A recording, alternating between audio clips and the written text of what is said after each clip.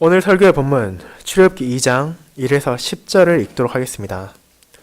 출애굽기 1장을 통해 이스라엘 자손에게 향한 어둠의 세력의 공격을 기억하시고 그 상황에서 하나님께서 어떻게 그 백성을 건지시기 위한 구원자를 보내시는지를 오늘 보게 될 것입니다. 출애굽기 2장 1에서 10절까지 하나님의 말씀을 읽겠습니다.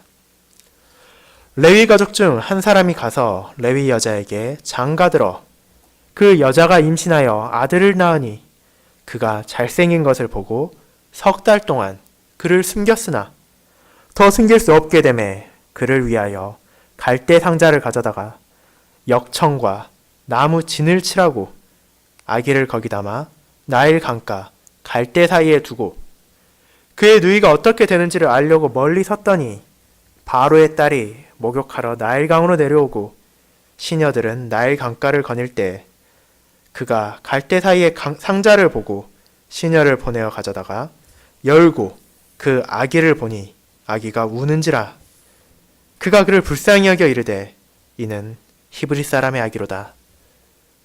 그의 누이가 바로의 딸에게 이르되 내가 가서 당신을 위하여 히브리 여인 중에서 유모를 불러다가 이 아이에게 젖을 먹이게 하리이까.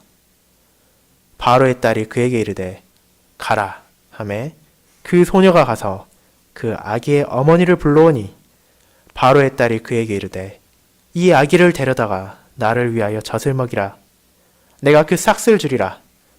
여인이 아기를 데려다가 젖을 먹이더니 그 아기가 자라매 바로의 딸에게로 데려가니 그가 그의 아들이 되니라. 그가 그의 이름을 모세라 하여 이르되 이는 내가 그를 물에서 건져내었음이라 하였더라. 아멘.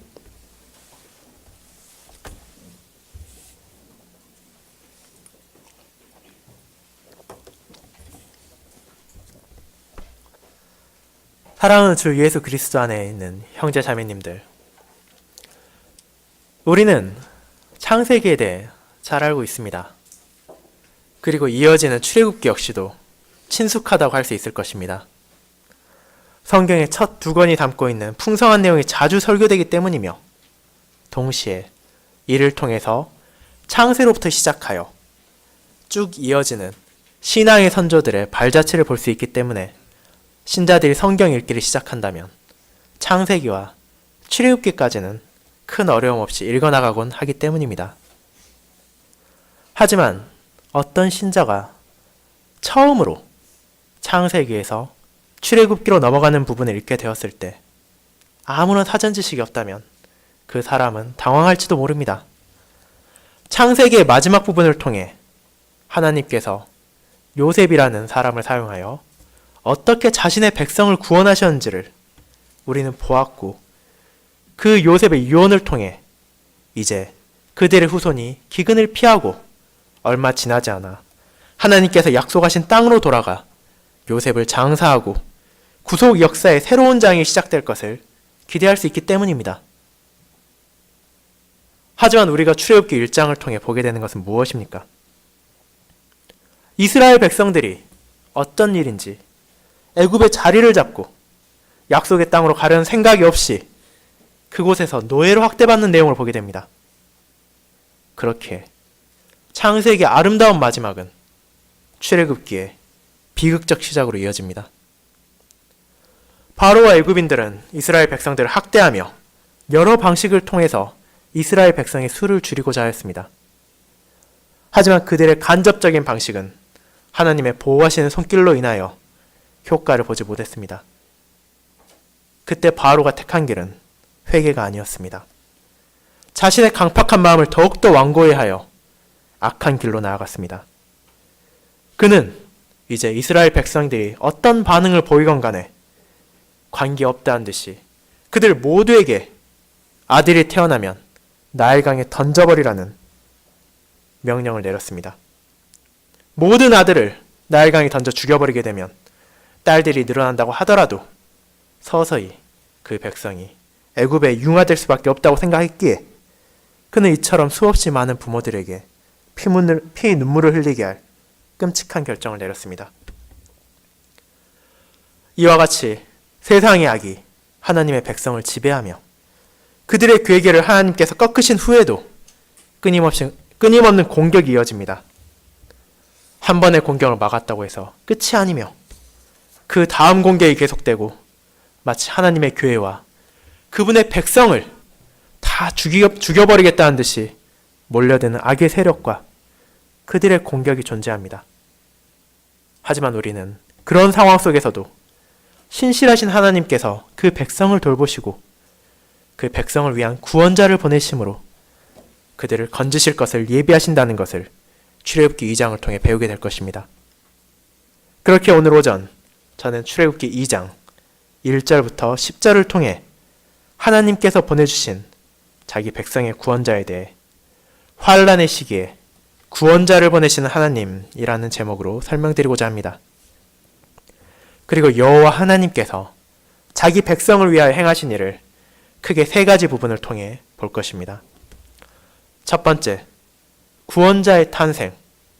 두 번째, 구원자의 보호. 세 번째, 구원자의 이름이 바로 그것입니다. 먼저 이 구원자의 탄생에 대해 알아보도록 하겠습니다. 형제자매 여러분, 하나님께서는 모세의 탄생이라는 특별한 사건을 통해 이스라엘 백성들을 향한 신실하심을 보여주셨습니다. 이 모세라는 인물은 이스라엘의 수없이 많은 지도자들 중에서도 특별한 위치를 가지고 있으며 하나님께서는 이 모세라는 특별한 종을 자신의 백성들에게 보내심으로 그들을 종되었던 집 애굽에서 건져내셨습니다. 그렇기에 이 모세는 출생부터도 평범한 것이 아니었습니다. 그의 탄생을 통해 여호와 하나님께서는 이스라엘 백성들에게 자신의 약속을 기억하게 하셨을 뿐만 아니라 그들을 향한 주권적 계획을 보여주셨습니다. 하지만 그의 탄생이 의미하는 것을 이해하기 위해서는 우리는 본문의 배경에 대해 살펴볼 필요가 있습니다. 앞서 말씀드린 바와 같이 창세기의 마지막 부분은 요셉이 자기의 백성을 기근에서 건짐으로부터 끝납니다.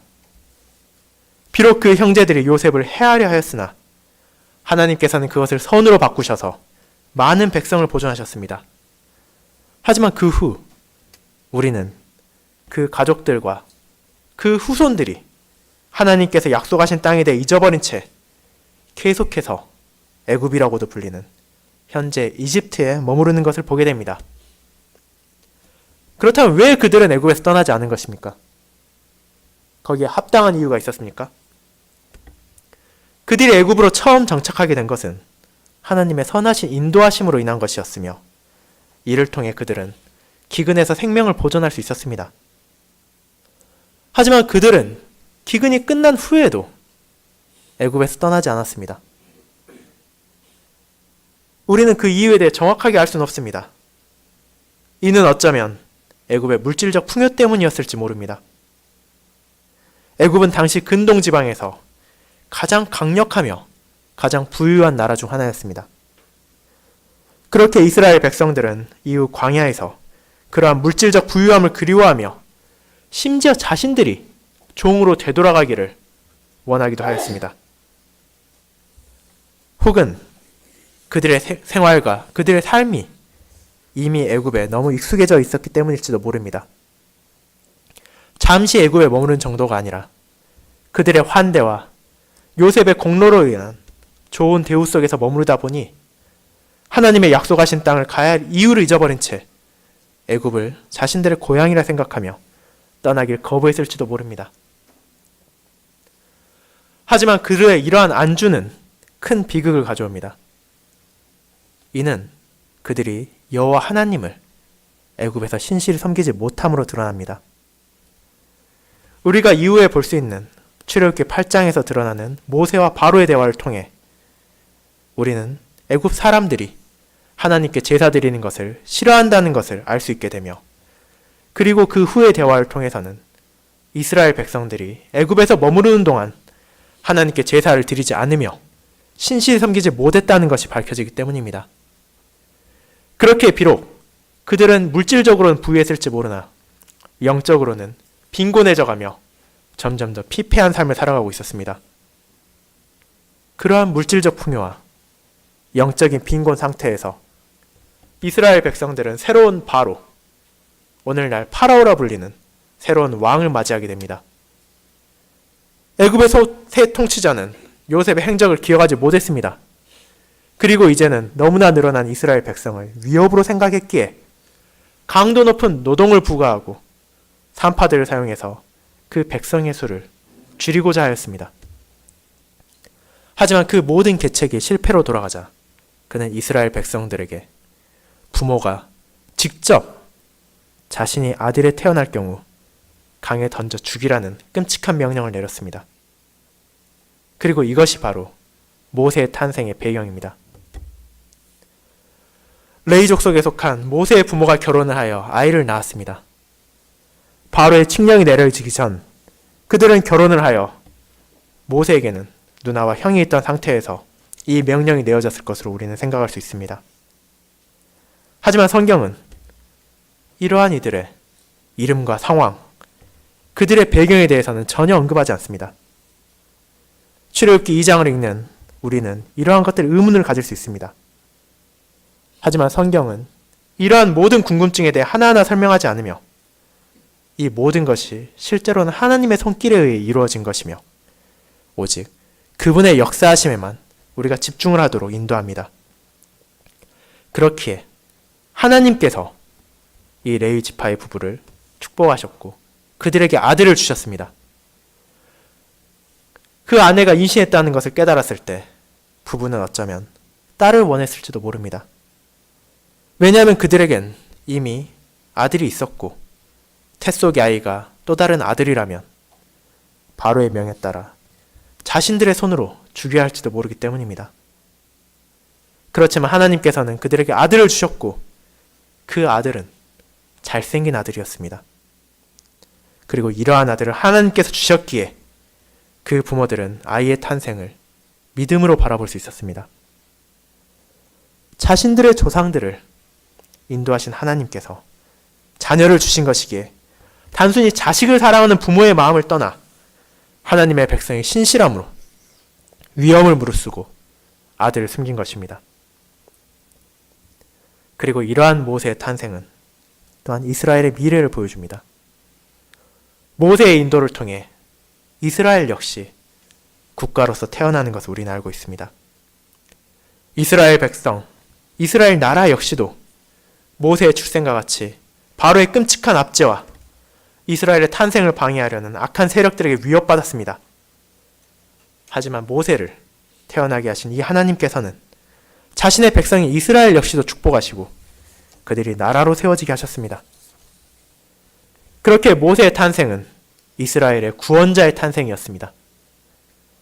하지만 우리는 이러한 모세의 탄생보다 더 위대한 탄생에 대해 알고 있습니다.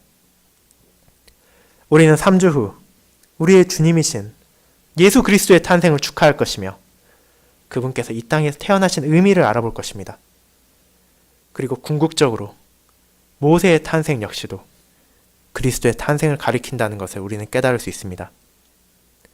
많은 상황 속에서 모세와 예수님의 탄생은 유사점을 보입니다. 바로와 같이 헤롯 왕 역시도 하나님이 보내신 구원자를 죽이고자 하였고 갓난아기들을 죽이라는 명령을 내린 것 같이 말입니다. 모세의 탄생을 방해하려던 악의 세력들은 주님의 탄생도 막고자 하였습니다. 하지만 하나님께서는 이 환란의 시기 속에서도 자기의 백성을 위한 구원자를 보내셨습니다. 그리고 하나님께서 보내신 이 예수 그리스도께서는 모세보다 훨씬 뛰어난, 모세보다 훨씬 더 완벽하고 훨씬 더 온전하신 구원자이시며 자기 백성을 위한 중보자셨습니다. 그분께서는 이 땅에 죄가 없이 태어나셨으며 어떠한 실수도 어떠한 죄도 범하지 않으셨습니다. 그렇기에 모세라는 이스라엘 백성의 구원자의 탄생은 더 위대한 구원자이신 자기 백성 모두를 구원하신 예수님의 탄생을 우리에게 가리킵니다. 형제자매 여러분, 하나님께서는 모세의 인도를 통해 이스라엘을 새로운 국가로 세우셨습니다. 그리고 주님의 역사를 통해 우리는 어떻게 되었습니까?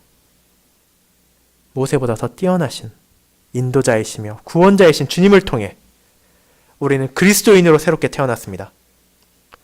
우리가 교리문답 제3주일에서 고백하듯이 우리 모두는 죄 가운데서 잉태되고 태어남으로 어떠한 선도 행할 수 없이 악으로 기울어져 있습니다. 하지만 주님께서는 우리를 이러한 비참한 상태에서 구원하셨습니다. 그분께서는 자신의 의로움으로 우리의 죄를 덮어주셨고 아무런 대가도 받지 않으시고 우리를 그분의 보혈을 통해 구속하셨습니다.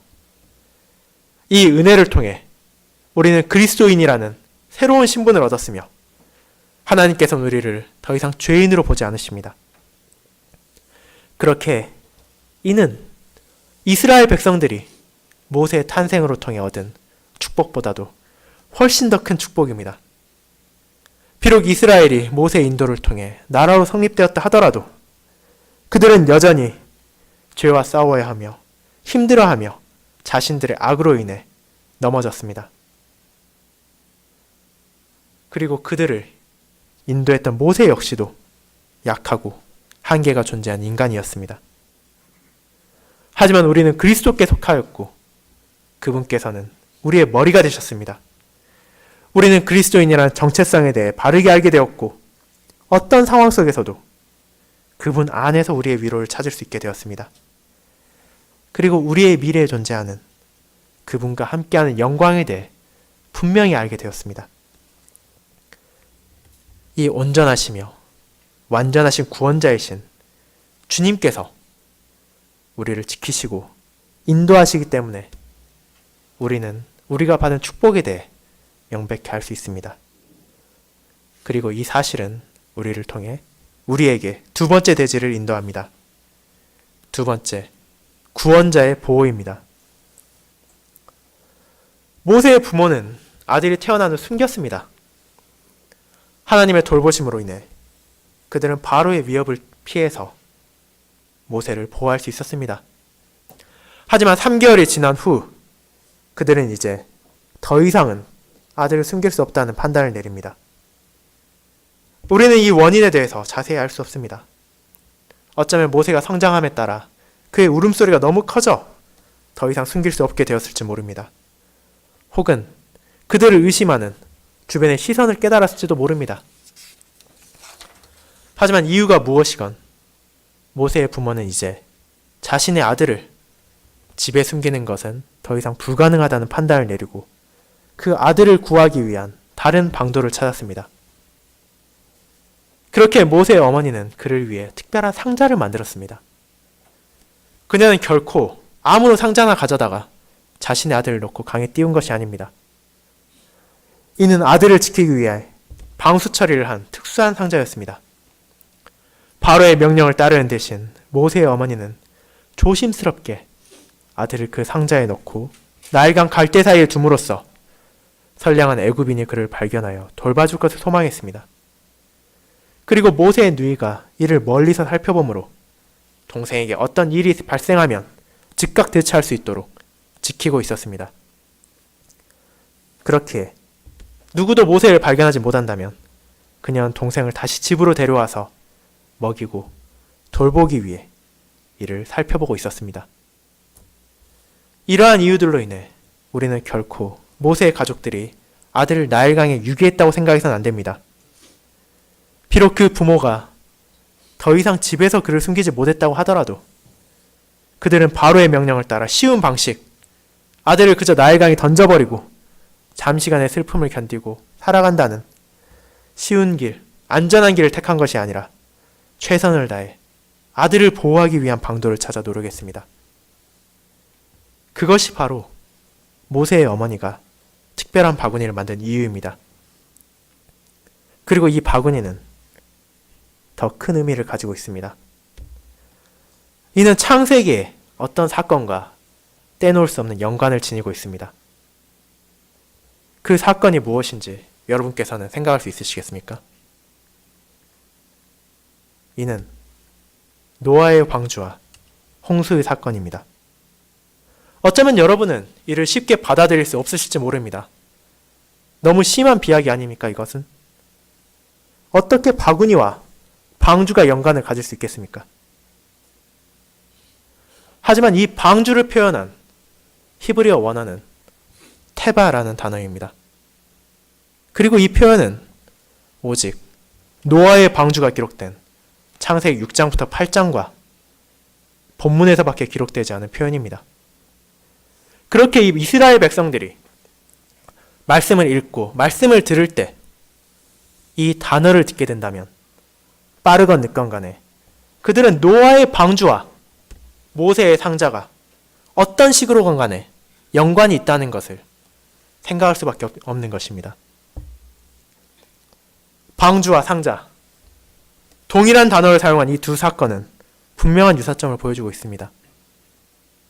노아와 모세는 모두 물과 관련된 비극을 겪어야 했습니다. 노아는 홍수로 인해 자신의 가족을 제외한 모든 세상이 멸망되는 심판을 겪어야 했으며, 모세는 비슷한 시기에 태어난 다른 아들들이 나일강에서 부모의 손에 의해 죽임을 당하는 상황에서 태어났습니다. 그리고 노아와 모세는 모두 특별히 제작된 방주와 상자에 머무름으로써 다른 이들이 그 상황에서 죽어나갈 때 안전하게 보호받을 수 있었습니다. 그리고 노아와 그 가족을 보호하셨던 하나님께서는 자신의 놀라운 섭리를 통해 이스라엘의 구원자로 태어난 모세를 보호하셨습니다. 비록 모세의 가족들이 자신들의 최선을 다해 아들과 동생을 보호하기 위해 애를 썼다 하더라도 하나님의 돌보심이 없었다면 그 모든 결과에는 헛된 것이며 공허했을 것입니다. 그리고 하나님께서는 본문을 통해 사람이 상상할 수 없는 방식을 통해서까지라도 자신의 백성을 구원하신다는 것을 모세의 누이는 그 눈으로 볼 수 있었습니다. 이는 모세의 어머니나 모세의 누이가 혹시나 하며 기대하거나 심지어 상상조차도 할 수 없던 놀라운 일이었습니다. 그녀는 강가를 거닐던 바로의 딸이 갈대 사이의 상자를 보고 자신의 동생을 건지는 것을 보았기 때문입니다. 바로의 딸이었기에 그녀는 마땅히 히브리인들에게 일어난 이 비극에 대해 알고 있었을 것입니다.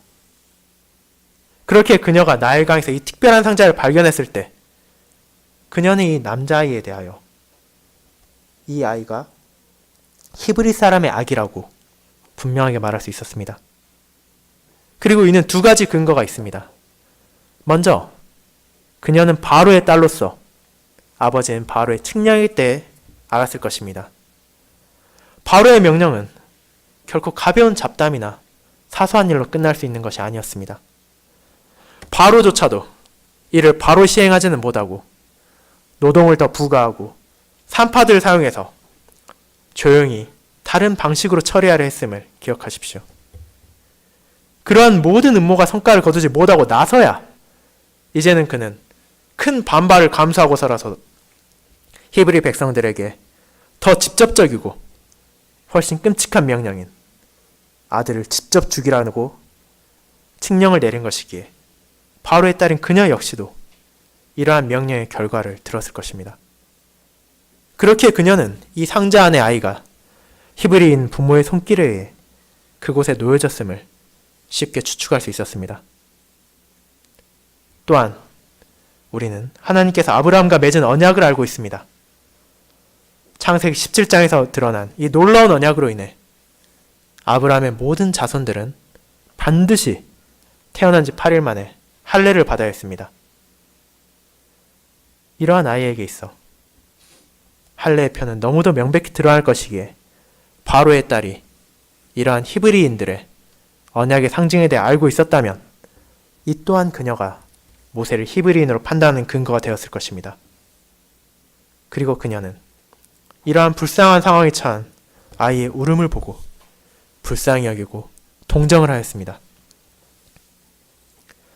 이러한 바로의 딸에 대해서도 많은 사람들은 의문점을 가지고 있습니다. 하지만 성경은 모세의 부모, 모세의 누이와 마찬가지로 그녀의 이름을 언급하지 않습니다. 모세의 가족들의 이름은 6장에서 추후 밝혀지게 되지만 이 애굽의 공주의 이름이 누구인지 이 사람이 도대체 무엇을 했는지는 성경 내적인 증거 전혀 없기에 여전히 논란이 되곤 합니다. 하지만 이것은 의도적으로 생략된 것으로 우리는 생각해야 됩니다. 출애굽기를 기록한 저자가 누구인지를 기억한다면 이것이 결코 정보가 없어서 기록한 것이 아니라는 것을 우리는 깨달을 수 있습니다. 출애굽기는 성령 하나님의 영감을 받아 모세가 기록하였습니다. 그 어떤 히브리인보다도 모세는 자신을 물에서 건진 이 바로의 딸에 대해서 잘 알고 있었을 것입니다.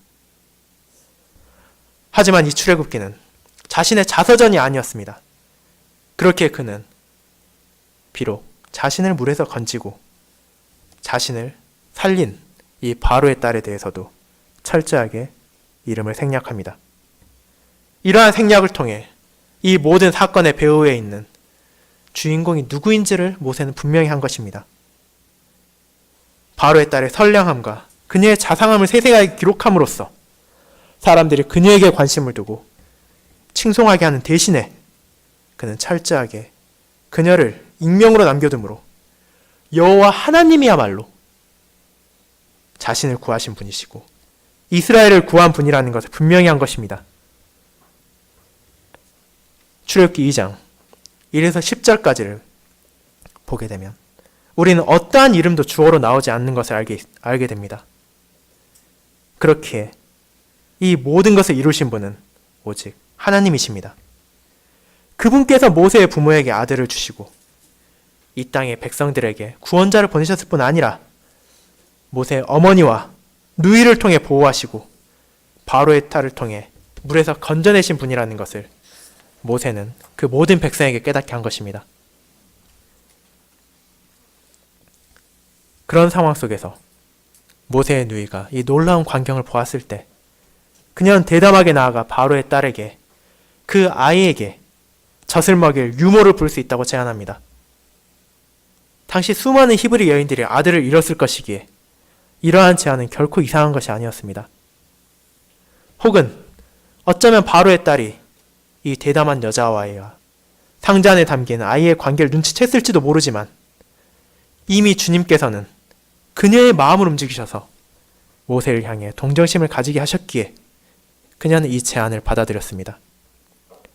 그리고 이러한 보호를 통해 모세는 이스라엘 백성, 히브리인이라는 자신의 정체성을 잃지 않았을 뿐 아니라 바로의 딸의 보호를 받으며 이스라엘 백성이 아이를 죽이라고 명령을 내린 바로의 성에서 안전하게 성장할 수 있었던 것입니다. 모세를 보호하시는 주님의 손길은 우리에게 과거의 노아만이 아니라 동시에 이스라엘의 장래를 볼 수 있게 합니다. 우리가 이미 알아보았듯이 여호와 하나님의 돌보심으로 인해 이스라엘은 국가로서 새롭게 태어나게 되었습니다. 하지만 그들을 둘러싼 상황은 여전히 거칠고 위협적이었습니다. 그렇기에 이제 막 발족한 어린 국가로서는 이 상황에 살아남는 것이 불가능해 보일 정도였습니다. 수많은 적들이 이스라엘을 파괴하려고 내적으로, 외적으로 공격을 하였습니다. 하지만 주님께서는 은혜롭게도 그들을 광야 생활하는 동안 지켜주셨습니다. 그들은 이러한 하나님의 돌보심을 여러 방면으로 경험하게 되었습니다. 하나님께서는 그들에게 필요한 모든 것을 제공해 주셨을 뿐 아니라 그들의 대적으로부터도 상하지 않도록 돌보아 주셨습니다.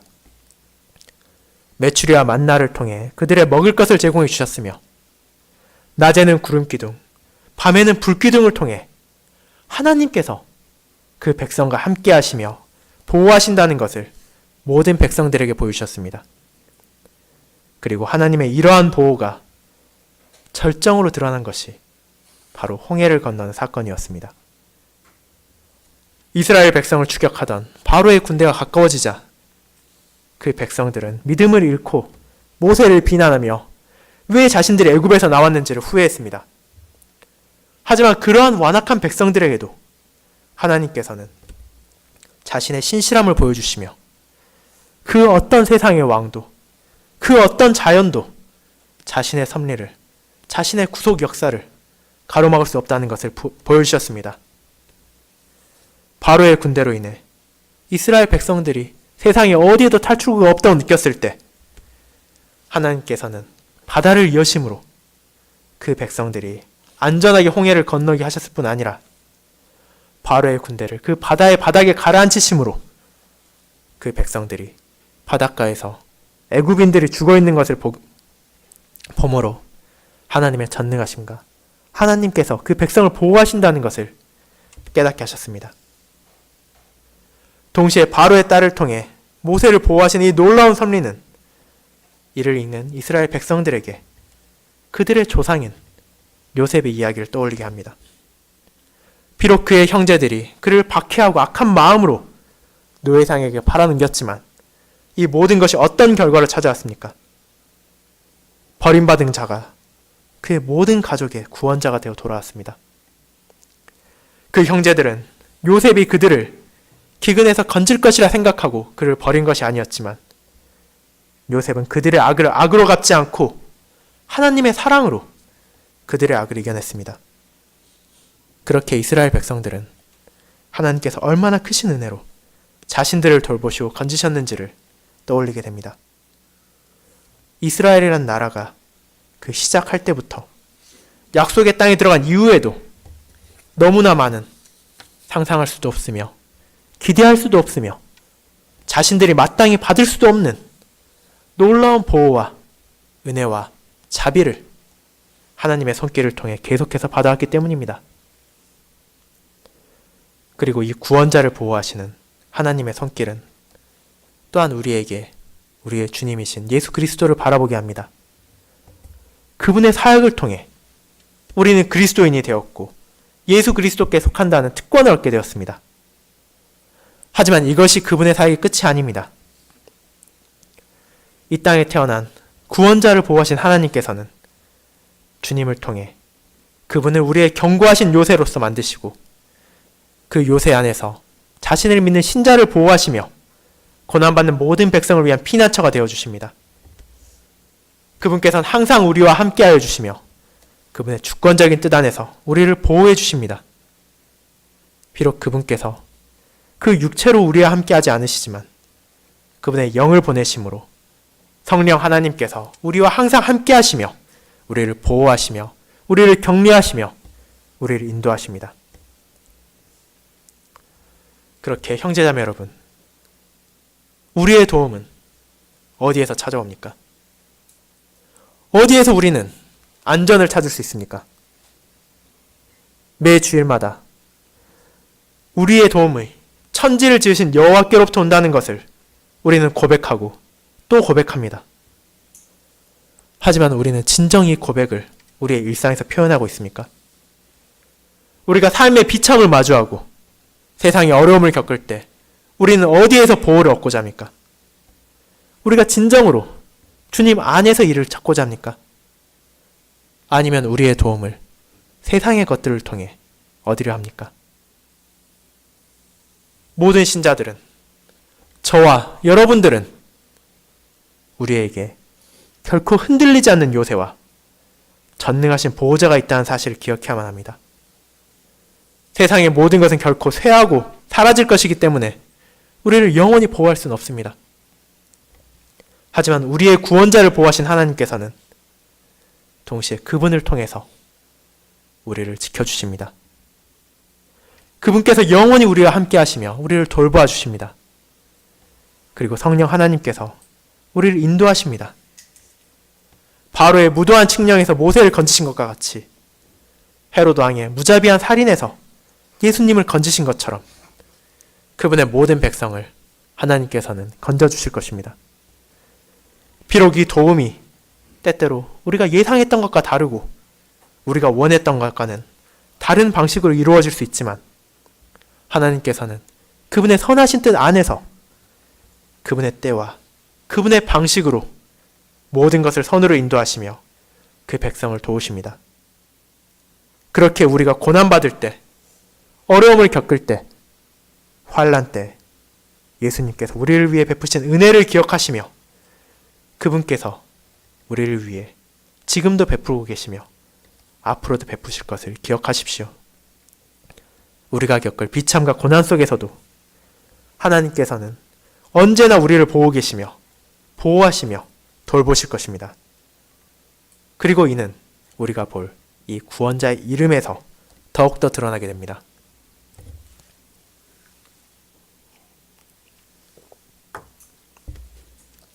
세 번째, 구원자의 이름에 대해 알아보겠습니다. 성도 여러분, 하나님께서는 바로의 딸을 사용하셔서 모세를 건지시고 생명을 보호하셨을 뿐만 아니라 모세의 어머니를 유모로 고용하게 하므로 모세가 이스라엘 백성으로 히브리인으로서 자라날 수 있도록 인도하셨습니다. 동시에 모세는 이스라엘의 지도자로 성장할 수 있도록 바로의 권력을 누릴 수 있었습니다. 바로는 하나님을 대적하며 이스라엘인들을 노예로서 통제하고 다스리고자 하였지만 그의 궁궐에서 모세가 성장함을 통해 후일 스데반이 설명한 대로 모세는 애굽 사람의 모든 지혜를 배워 그의 말과 하는 일이 능하게 되었습니다. 이러한 성장을 통해 모세는 자신도 모르는 동안 장래의 사역을 준비할 수 있었습니다. 그리고 어떠한 위협도 받지 않은 채 그는 애굽의 왕족으로 입양되어 성장하게 되었습니다. 그리고 이러한 자신의 아들에게 바로의 딸은 무슨 이름을 주었습니까? 그녀는 이 아들에게 모세라는 이름을 주었습니다. 그리고 이는 내가 그를 물에서 건져내었음이라는 뜻을 가지고 있었습니다. 그녀가 이러한 이름을 아들에게 주었을 때 바로의 딸은 장래에 무슨 일이 일어날지 아무런 예상도 할 수 없었을 것입니다. 그저 단순히 물에서 건져내었으니 그것을 떠올리며 그 아들에게 자신의 사랑을 기억하기 위해 이 이름을 주었을지도 모릅니다. 하지만 사실 이 이름이야말로 모세의 일생을 정확하게 요약한 것입니다. 하나님께서는 바로의 딸을 사용하셔서 모세를 물에서 건지셨습니다.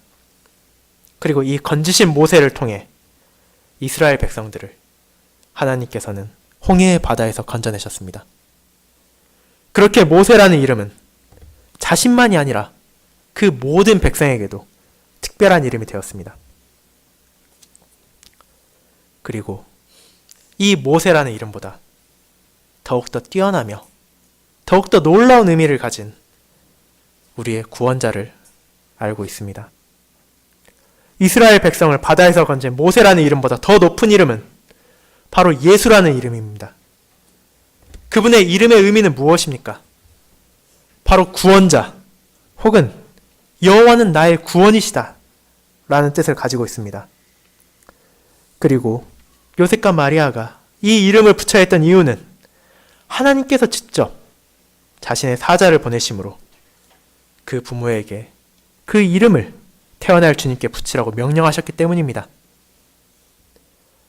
예수의 의미는 그분께서 자기 백성을 그들의 죄에서 구원할 자라는 것입니다. 자신을 물에서 건져내신 하나님의 종으로 이스라엘 백성을 인도하여 그들을 홍해 바다에서 건져낸 모세와 같이 예수님 역시도 자신에게 주어진 이 이름의 놀라운 뜻을 성취하셨습니다. 모세가 자신의 소명을 다하여 주님의 백성을 인도하였으나 사단의 세력은 여전히 남아있었습니다. 약속된 여인의 후손인 주님께서 오셔서 뱀의 머리를 깨뜨릴 그날까지 그들의 공격은 계속됩니다. 하지만 그 백성을 위하여 모든 것을 주시고 온전한 구속사역을 통해 그 백성을 죄의 속박에서 건져내신 주님께서 사단을 무찌르셨으며 찾아올 그분의 날에 큰 용, 마귀라고도 하고 사탄이라고도 하는 거대한 악과 그의 모든 세력을 모조리 내쫓으시고 결박하실 것입니다. 그렇게 우리 모든 신자들은 주님이 주신 이 자유 안에서 기쁨과 즐거움으로 하나님을 섬기며 예배드리며 찬양할 수 있게 되었습니다. 사랑하는 형제자매 여러분, 하나님께서 환란에 빠져있던 이스라엘 백성에게 모세라는 구원자를 보내셨습니다. 하나님의 종이자 중보자로서 그는 자신의 소명을 충실히 수행하였습니다. 영적으로 비참한 상황에 빠져 있었으며 육체적으로도 고난을 겪어야 했던 이스라엘 백성들은 모세라는 위대한 지도자를 통해 종되었던 집에서 자유케 되었을 뿐만 아니라 하나님께서 그 백성들에게 약속하신 땅을 향해 한 걸음씩 나아갈 수 있게 되었습니다. 그리고 우리는 이제 예수님이라는 모세보다 더욱 위대하시며 뛰어난 이름을 지닌 머리를 지니고 있습니다. 그분께서는 불완전했던 모세와 달리 온전히 그분의 모든 백성을 죄에서 건지셨을 뿐만 아니라 그분의 날에 자신의 모든 백성을 부르시고 그들로 하여금 영원히 하나님을 찬양하며 영광을 누리게 할 것입니다. 이 영광스러운 구원의 약속을 하나님께서 보내주신 구원자 예수님을 통해 우리는 받게 됩니다. 성도 여러분, 모세의 탄생은 이스라엘 백성에게 있어 큰 전환점이었습니다. 동시에 이는 환란의 시기에 구원자를 보내신 하나님의 신실하심을 보여주는 사건이었습니다. 비록 이스라엘 백성들이 여호와 하나님을 잊었지만 그분께서는 그들을 잊지 않으시고 약속을 바꾸지 않으셨습니다. 모세를 이 땅에 보내시고 지키시고 뛰어난 이름을 주심으로 그분께서는 자신의 백성들에게 신실하심과 놀라우신 섭리를 보이셨습니다. 그리고 이를 통해 우리 역시도 그분의 신실하심과 섭리를 보게 됩니다. 이 모든 신실함을 알게 되므로 우리 역시 그분의 신실하심을 의지하며 살게 됩니다. 우리는 그분께서 우리에게 주신 이 신실하심을 통해 오직 하나님께 우리의 시선을 맞추고 하나님 안에서 확신을 가지며 어떤 때라도 위로를 받으며 안정을 찾을 수 있습니다. 그리고 이 확신과 위로는 우리가 곧 기념하고 축하할 주님의 탄생에서 더욱 명백히 드러났습니다. 비록 어둠의 세력이 여전히 주님의 교회를 공격하고 박해한다 하더라도 오신 구원자께서 이 모든 것을 무찌르셨으며 약속된 때 오실 구원자께서 그 모든 악의 세력을 결박하심으로 자신의 백성들에게 하나님과 함께하는 영광을 온전히 누리도록 인도하실 것입니다.